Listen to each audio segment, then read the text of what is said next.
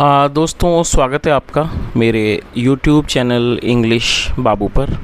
और आज मैं फिर हाजिर हूँ आपके साथ एक नई स्टोरी लेकर। और दोस्तों, आज जो स्टोरी मैं आपके लिए लेकर आया हूँ बहुत ही मज़ेदार मनोरंजन से भरपूर कहानी है। कहानी सुनने में आपको मज़ा आएगा। उसके अलावा दोस्तों, आज की इस कहानी में आपको कुछ नए इंग्लिश के वर्ड मीनिंग सीखने को मिलेंगे, उनकी करेक्ट प्रोनाउंसिएशन के बारे में पता चलेगा। और हमेशा की तरह जो इसका ग्रामर का पार्ट है उसे बिल्कुल डिटेल में कवर करेंगे, तो एक एक स्ट्रक्चर को आप बड़ी आसानी से सीख पाएंगे। तो चलिए दोस्तों, आज की इस कहानी को हम शुरू करते हैं। और सबसे पहले कहानी का टाइटल देखते हैं। कहानी का टाइटल है द रॉयल जेस्टर। क्या मतलब हुआ दोस्तों? जेस्टर का मतलब होता है विदूषक या फिर मस्खरा। अब इसे मैं थोड़ा सा समझाऊं ताकि आप इस कहानी को अच्छे समझ सकें। जेस्टर का मतलब हिंदी में मैंने आपको बताया विदूषक या फिर मस्खरा। ऐसा व्यक्ति जो पहले राजा के दरबारों में होता था, जिसका काम होता था, मतलब वो एक तरह से प्रोफेशनल या कह सकते हैं पेशेवर मनोरंजन करने वाला व्यक्ति, जिसका काम होता था कि चुटकुलों से या फिर हंसी मजाक की बातों से राजा को हंसाना, राजा का मनोरंजन करना। तो इस तरह के व्यक्ति को क्या कहा जाता था? जेस्टर, जिसकी हिंदी होती है विदूषक या फिर मस्खरा। द रॉयल जेस्टर का मतलब हुआ शाही मस्खरा या फिर शाही विदूषक। तो दोस्तों, ये आज की इस कहानी का टाइटल है, शीर्षक है। और अब मैं इसे पढ़ना शुरू करता हूँ। आप लोगों से रिक्वेस्ट है कि आप कहानी को बिल्कुल ध्यान से सुने। यदि आज की कहानी में आपको नया कोई भी शब्द या फिर नया स्ट्रक्चर मिले तो आप उसको नोट करें, और यदि कहानी अच्छी लगे तो लाइक भी ज़रूर करें। तो चलिए इसको शुरू करते हैं। Once a discussion was going on in the court of the king Krishnadeva Raya on the subject what is world, what is life. क्या मतलब हुआ दोस्तों? बड़ा सेंटेंस है, इसको थोड़ा थोड़ा करके ट्रांसलेट करूँगा ताकि एक चीज़ आप समझ सकें। Once discussion was going on. दोस्तों, ये जो वाक्य है ये पास्ट कॉन्टीन्यूस का सेंटेंस है। पास्ट कॉन्टीन्यूस का मतलब होता है ऐसे वाक्य जिन वाक्यों की टेल पर रहा था, रही थी, जैसे शब्द आते हैं, ऐसे वाक्यों में वॉज या फिर वर्ब का यूज़ हेल्पिंग वर्ब के रूप में किया जाता है। साथ में वर्ब की फोर्थ फॉर्म लगाई जाती है। दोस्तों, फोर्थ फॉर्म का मतलब होता है वर्ब की आईएनजी फॉर्म। आईएनजी फॉर्म को वर्ब की फोर्थ फॉर्म भी कहा जाता है। तो क्या अर्थ हुआ? वंस, एक बार, आ डिस्कशन। दोस्तों, डिस्कशन नाउन है जिसका मतलब होता है चर्चा।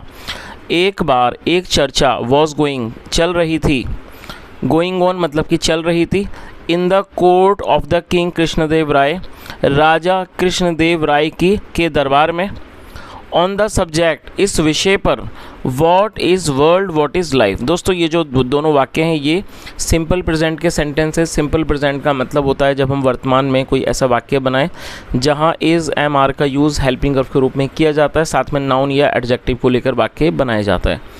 और दोस्तों, जब हम सिंपल प्रेजेंट या सिंपल पास्ट में वाक्य बनाते हैं तो ऐसे वाक्यों में कभी भी वर्ब का प्रयोग नहीं किया जाता है। तो क्या अर्थ हुआ? वॉट इज़ वर्ल्ड, संसार क्या है, वॉट इज़ लाइफ, जीवन क्या है। तो इस तरह से पूरी लाइन का क्या अर्थ निकला कि एक बार राजा कृष्णदेव राय के दरबार में एक चर्चा चल रही थी इस विषय पर कि संसार क्या है और जीवन क्या है। The scholars were giving their on opinions. दोस्तों, ये भी जो वाक्य है ये पास्ट कॉन्टीन्यूस का वाक्य है। जैसे मैंने आपको बताया, पास्ट कॉन्टीन्यूस में वॉज या वर का यूज़ किया जाता है। यहाँ पर वर का यूज़ किया गया है वह, क्योंकि जो सब्जेक्ट है वो प्लूरल नाउन है, और प्लूरल नाउन के साथ वर का यूज़ किया जाता है। स्कॉलर का मतलब विद्वान और ये प्लूरल नाउन है। The scholars were giving their on opinions, और ये गिव मतलब देना और ये फोर्थ फॉर्म है। तो क्या अर्थ हुआ कि विद्वान अपनी अपनी राय दे रहे थे। Tenaliram also arrived and sat down in the back raw quietly. Tenaliram also arrived. दोस्तों, ये जो वाक्य है ये पास्ट इंडेफिनिट का अफर्मेटिव वाक्य है, और पास्ट इंडेफिनिट में अफर्मेटिव वाक्य में वर्ब की सेकंड फॉर्म लगाई जाती है। और अराइव का मतलब होता है आना, सेकंड फॉर्म अराइव्ड, और ऑल्सो मतलब भी। तेनालीराम ऑल्सो अराइव्ड, तेनालीराम भी आ गए। एंड सैट डाउन, सिट मतलब बैठना, second form sat, and sat बैठ गए, डाउन नीचे बैठ गए। इन द बैक रो, रो का मतलब पंक्ति, पिछली पंक्ति में। क्वाइटली खामोशी से। दोस्तों, क्वाइटली एडवर्ब है, एडवर्ब का काम होता है वर्ब की विशेषता के बारे में बताना। और देखिए एडवर्ब हम कैसे बनाते हैं, एडजेक्टिव के साथ ly जोड़कर। यदि आप इसमें से ly हटाएंगे क्वाइट तो ये एडजेक्टिव बन जाएगा जिसका मतलब है खामोश, और ly जोड़ के ये एडवर्ब बन जाएगा। और एडवर्ब का काम होता है वर्ब की विशेषता के बारे में बताना। तो क्वाइटली का मतलब हो गया खामोशी से। तो इस तरह से पूरी लाइन का क्या अर्थ निकला, Tenaliram also arrived and sat down in the back row quietly. Tenaliram भी आ गए और पिछली पंक्ति में खामोशी से बैठ गए। आगे देखिए, the debate went on for quite some time, go on. और दोस्तों ये भी पास्ट इंडेफिनिट का वाक्य है जहाँ सेकंड फॉर्म लगाई जाती है। गो ऑन मतलब चलते रहना, second form went on. The debate, दोस्तों डिबेट का मतलब होता है किसी विषय पर बहस करना, और इसे ऐसे समझ सकते हैं कि जब हम किसी भी विषय के ऊपर चर्चा करते हैं, उसके कुछ लोग उसके पक्ष में होते हैं, कुछ उसके विपक्ष में होते हैं, तो इस तरह की चर्चा को इंग्लिश में डिबेट कहा जाता है, जिसकी हिंदी होती है बहस। तो क्या अर्थ हुआ, the debate went on for quite some time, मतलब क्या हुआ कि जो डिबेट था, ये जो बहस थी, फॉर क्वाइट सम टाइम काफ़ी लंबे समय तक चली। अ बिग स्कॉलर स्पोक, एक जो बड़े विद्वान थे वो बोले। स्पीक मतलब बोलना, सेकंड फ्रॉम स्पोक, एक बड़े विद्वान बोले, किंग राजा, I will tell you the truth. और दोस्तों ये जो वाक्य है ये फ्यूचर इंडेफिनिट का सेंटेंस है। फ्यूचर इंडेफिनिट के वाक्यों में विल का यूज़ हेल्पिंग वर्ब के रूप में किया जाता है, साथ में फर्स्ट फॉर्म लगाई जाती है। तो क्या अर्थ हुआ कि एक बड़े विद्वान ने कहा, राजा, I will tell you the truth, मैं आपको सच बताऊंगा। The world is not real, और ये भी सिंपल प्रेजेंट का वाक्य है जहाँ पर इज़ का यूज़ हेल्पिंग वर्ब के रूप में किया गया है। तो उन्होंने क्या कहा, जो विद्वान थे, बड़े विद्वान, the world is not real, जो संसार है वो वास्तविक नहीं है। सच मतलब वो सच नहीं है, वास्तविक नहीं है। All are senses don't experience anything, they merely imagine it. दोस्तों सेंस का मतलब होता है इंद्रियां, जैसे हम सभी जानते हैं जो हमारे शरीर में 5 इंद्रियां होती हैं जिसको सेंसेस कहा जाता है। और ये जो वाक्य है ये प्रेजेंट इंडेफिनिट का नेगेटिव सेंटेंस है। प्रेजेंट इंडेफिनिट में जब नेगेटिव का हम वाक्य बनाएंगे तो यदि subject I, we, you, they plural noun होगा, जैसे यहाँ पे प्लूरल नाउन है, उसके साथ डोंट का यूज़ किया जाएगा, साथ में फर्स्ट फॉर्म लगाई जाती है। एक्सपीरियंस का मतलब होता है अनुभव करना। तो उन्होंने क्या कहा, all are senses don't experience anything, हमारी सारी इंद्रियां किसी भी चीज़ का अनुभव नहीं करती हैं। दे मेयरली इमेजिन इट, वो केवल इसका कल्पना करती हैं। The life and the things are just imagination, जीवन और चीज़ें मात्र कल्पना है। तो उन्होंने क्या कहा कि जो जीवन है और जो थिंग्स हैं, थिंग मतलब होता है चीज़ें, जो जीवन है और जो चीज़ें हैं, आर जस्ट इमेजिनेशन, वो सिर्फ क्या है, वो केवल कल्पना है। चलिए आगे देखिए, Tenaliram shoot out a question, O scholar, is everything just imagination, is there nothing for real. क्या अर्थ हुआ, Tenaliram shoot out a question. और दोस्तों ये जो वाक्य है ये सेकंड फॉर्म यहाँ पर लगाई गई, ये भी पास्ट का वाक्य है। तेनालीराम ने एक सवाल दाग दिया, ओ स्कॉलर मतलब कि विद्वान, इज़ एवरीथिंग जस्ट इमेजिनेशन। और दोस्तों ये जो वाक्य है ये भी सिंपल प्रेजेंट का वाक्य है, और जब हम सिंपल प्रेजेंट में कोई इंट्रोगेटिव का वाक्य बनाएंगे तो वहाँ पर पहले हेल्पिंग वर्ब को मेंशन किया जाएगा, इज एम आर को पहले मेंशन किया जाएगा हेल्पिंग वर्ब के रूप में। तो उन्होंने क्या कहा कि विद्वान, इज़ एवरीथिंग जस्ट इमेजिनेशन, क्या हर चीज़ मात्र कल्पना है। Is there nothing for real, क्या वास्तविक कुछ भी नहीं है। आगे देखिए, the scholar proudly announced, that's true. और दोस्तों प्राउडली का मतलब होता है गर्व से या फिर अभिमान से, ये भी एडवर्ब है, जैसा मैंने ऑलरेडी बताया आपको। एडवर्ब का काम होता है वर्ब की विशेषता के बारे में बताना, और अनाउंस का मतलब होता है किसी चीज़ का ऐलान करना, घोषणा करना। द स्कॉलर प्राउडली अनाउंस्ड का अर्थ हुआ कि विद्वान ने अभिमान से, कह सकते हैं कि गर्व से घोषणा की, दैट्स ट्रू का मतलब दैट इज़ ट्रू, ये सच है। आर स्क्रिप्चर्स से सो, स्क्रिप्चर मतलब होता है धर्म ग्रंथ, हमारे धर्म ग्रंथ ऐसा कहते हैं। धर्मा सेज सो, ऐसा धर्म कहता है। एंड बाय माई एक्सपीरियंस, और मेरे अनुभव से। एंड लर्निंग, और मेरे ज्ञान से। I will say the same, मैं भी यही बात कहूँगा। एवरीथिंग इज़ इमेजिनेशन, हर चीज़ एक, एवरीथिंग इज़ इमेजिनेशन का मतलब कि हर चीज़ कल्पना है। चलिए आगे देखिए,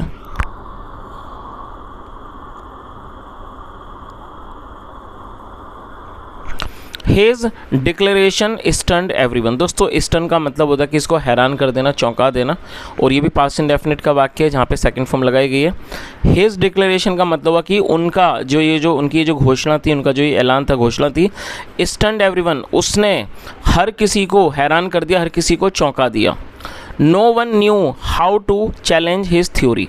दोस्तों ये जो वाक्य है ये पास्ट इंडेफिनिट का ही वाक्य है और यहाँ सेकंड फॉर्म लगाई गई है। जैसा आप जानते हैं पास्ट इंडेफिनिट में सेकंड फॉर्म का यूज़ किया जाता है और ये सेकंड फॉर्म है। नो वन न्यू का मतलब है कोई भी नहीं जानता था। How to challenge his theory, challenge का मतलब चुनौती देना, तो क्या अर्थ हुआ कि no one know how to challenge his theory, कोई भी नहीं जानता था कि जो उनकी थ्योरी है, उनका जो सिद्धांत है, उसे कैसे चुनौती दें। But Tenaliram could not be silenced. दोस्तों ये जो वाक्य है ये एक पैसिव का वाक्य है और जब हम पैसिव में कुड का प्रयोग करेंगे, आप इसे नोट कर लें, तो वहाँ पर कुड बी के साथ वर्ब की थर्ड फॉर्म लगाई जाएगी। साइलेंस का मतलब होता है खामोश करना और ये थर्ड फॉर्म है। But Tenaliram could not be silenced का अर्थ हुआ कि तेनालीराम को खामोश नहीं किया जा सकता था। He said in a loud voice, loud का मतलब होता है भारी या फिर ऊंची।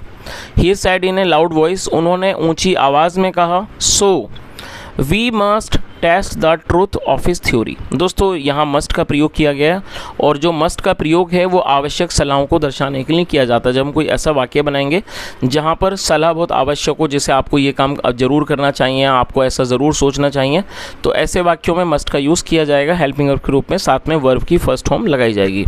तो क्या अर्थ हुआ, he said in a loud voice, उन्होंने एक ऊँचे स्वर में कहा। सो वी, इसलिए we must test the truth of his theory, test का मतलब परीक्षा लेना, इसलिए हमें इनके सिद्धांत की, थ्योरी के मतलब इनके सिद्धांत की अवश्य ही परीक्षा लेनी चाहिए। I suggest the king should treat us all to a royal dinner. दोस्तों सजेस्ट का मतलब तो सुझाव देना और ये प्रेजेंट इंडेफिनिट का वाक्य है जहाँ फर्स्ट फॉर्म का यूज़ किया जाता है। तो उन्होंने आगे क्या कहा कि मैं सुझाव देता हूँ the king should treat us all to a royal dinner, कि राजा को हम सबको एक शाही डिनर देना चाहिए। All others will enjoy the feast, feast का मतलब होता है दावत। दोस्तों आप इसे नोट कर लें, all others will enjoy the feast मतलब क्या हुआ कि बाकी सभी दावत का, इस भोज का आनंद लेंगे। बट लेकिन द ऑनरेबल स्कॉलर, ऑनरेबल का मतलब सम्मान्य, लेकिन ये जो सम्मान्य विद्वान हैं, शुड नॉट ईट एनीथिंग। और दोस्तों ये यहाँ शुड का यूज़ किया गया। शुड का प्रयोग वाक्यों में सलाह को दर्शाने के लिए किया जाता है। नेगेटिव में शुड नॉट के बाद फर्स्ट फॉर्म भी लगाई जाएगी। तो क्या अर्थ हुआ, तो उन्होंने क्या कहा कि जो राजा साहब हैं उन्हें, मतलब मैं ये सुझाव देता हूँ कि राजा साहब हम सबको एक शाही दावत दें।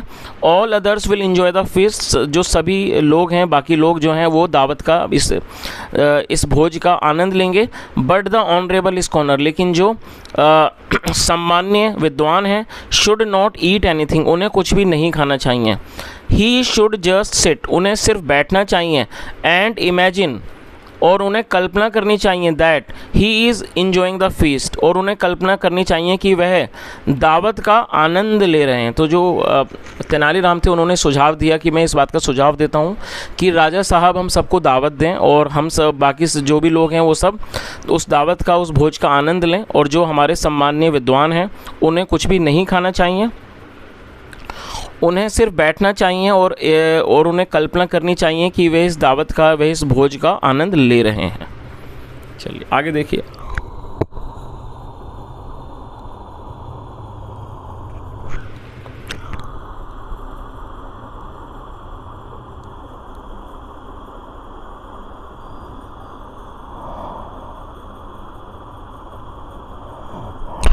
The entire court burst out laughing, जो पूरा दरबार था वो ज़ोर ज़ोर से हंसने लगा, हंस पड़ा। The king himself had a hearty laugh, और जो राजा खुद भी ज़ोर ज़ोर से हंसे, खिलखिलाकर हंसे। The big talking scholar was looking like a punctured balloon, और ये जो बड़ी बड़ी बातें करने वाले विद्वान थे, was looking like a punctured balloon, वह एक हवा निकले हुए गुब्बारे की तरह दिख रहे थे। चलिए आगे देखिए। द किंग डिक्लेयर्ड, राजा ने घोषणा की, that the man named Tenaliram, जो आदमी है नेम्ड तेनालीराम मतलब जो तेनालीराम नामक आदमी है, इज़ बीइंग अपॉइंटेड, उन्हें अपॉइंट किया जाता है मतलब उनको नियुक्त किया जाता है, द रॉयल जेस्टर, शाही मस्खरे के रूप में, शाही विदूषक के रूप में, ऑफिस कोर्ट, उनके दरबार के शाही विदूषक के रूप में उनको अपॉइंट किया जाता है, नियुक्त किया जाता है। A plate laden with gold coins, और जो एक प्लेट थी जो कि सोने के सिक्कों से लदी हुई थी, वॉज ऑफर्ड टू तेनालीराम, वो तेनालीराम को दी गई। और दोस्तों ये पास्ट इंडेफिनिट का पैसिव का वाक्य है जहाँ पे वॉज वर्ब के साथ थर्ड फॉर्म लगाई जाती है। The court echoed with thunder's applause, और जो दरबार था वो तालियों की गड़गड़ाहट से गूंज उठा, इको मतलब गूंजना, गूंज उठा। द वंडर वॉज दैट, और जो अद्भुत बात थी वो ये थी, द रॉयल प्रीस्ट, जो शाही पुजारी थे, was also merrily clapping his hands, वो भी मैरिली मतलब खुशी खुशी से क्लैपिंग हिज हैंड, वो अपने हाथों से तालियां बजा रहे थे। He was trying his best, वह अपनी पूरी कोशिश कर रहे थे, टू हाइड, छुपाने की, हिज ट्रू फीलिंग्स, अपनी सच्ची भावनाओं को वो छुपाने की कोशिश कर रहे थे। चलिए तो दोस्तों इस तरह से ये कहानी यहीं ख़त्म होती है, और मैं उम्मीद करता हूँ कहानी आपको अच्छी लगी होगी। यदि आपको मेरा पढ़ाने का प्रयास भी अच्छा लगा हो तो आपसे रिक्वेस्ट है आप इस वीडियो को ज़रूर लाइक करें, दोस्तों के साथ शेयर करें, चैनल को भी सब्सक्राइब करें। यदि आपका कोई भी सुझाव हो कमेंट में ज़रूर बताएं। और उसके अलावा दोस्तों आप में से ऐसे कई लोग हैं जो चैनल पर पहली बार आए हैं, तो दोस्तों आपका जो भी अनुभव रहा हो वीडियो देखने के बाद, जो भी आपका फीडबैक हो ज़रूर शेयर करें। दोस्तों आपका जो फीडबैक है बहुत इम्पॉर्टेंट है चैनल को और भी आगे ले जाने के लिए और भी आपके लिए अच्छा कंटेंट बनाने की, क्योंकि दोस्तों आपके फीडबैक से ही हमें पता चलता है कि आपको किस तरह का जो है कंटेंट पसंद है, या फिर इस तरह का कंटेंट है आपके लिए हेल्पफुल है या नहीं। तो दोस्तों फीडबैक शेयर ज़रूर करें। यहाँ तक सुनने के लिए thank you so much. Have a nice day and bye.